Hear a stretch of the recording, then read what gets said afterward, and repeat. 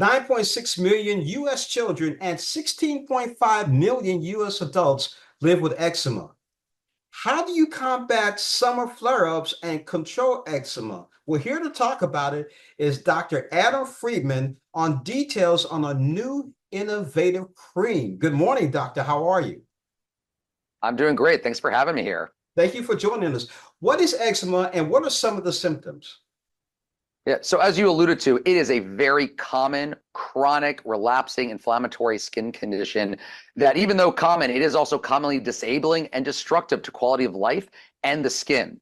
Now, the clinical presentations are quite diverse. Gender, age, even skin tone can influence the appearance of the skin, from pink to red to even purple, rashes that are scaly, cracked, oozy, even blistering. But one common theme exists across that spectrum, which is itch. An itch that feels incredible to scratch, but not so incredible because scratching makes it worse and adds to that level of burden.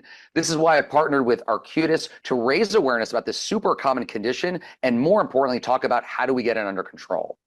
Speaking of control, how can summer weather affect eczema flare-ups?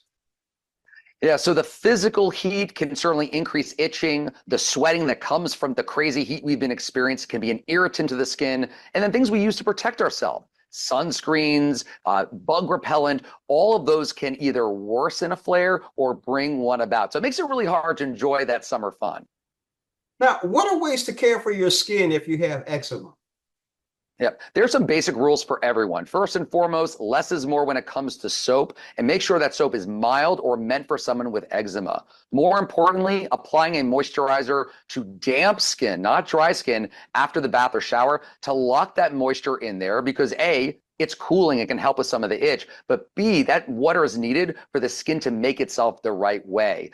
Unfortunately, this doesn't always cut it, and that's where FDA-approved medications, whether it be topical or even systemic, meaning inside out, that can really make the difference and get someone clear. Now, how will a new medication impact patients?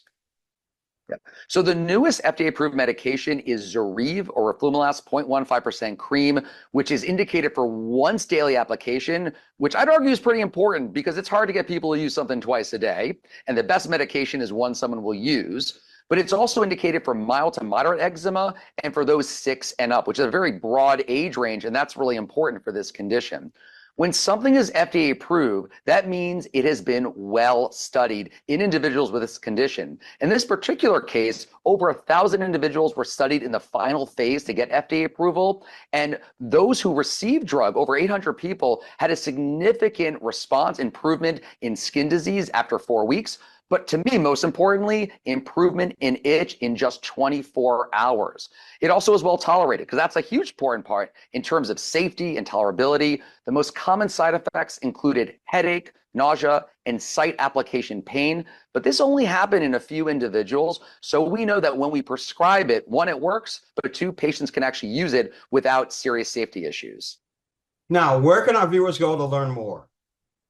So you can come to someone like me, a board certified dermatologist, but probably a little easier would be to go to Zoryve, ZORYVE.com for more information about this medication and about atopic dermatitis.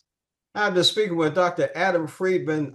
One of the things that I'm really looking at here is Director of Supportive Program at the Department of Dermatology at the George Washington University School of Medicine and Health Sciences. And wait a minute, he's also received multiple awards, including the Albert Einstein College of Medicine Rising Star. Wow.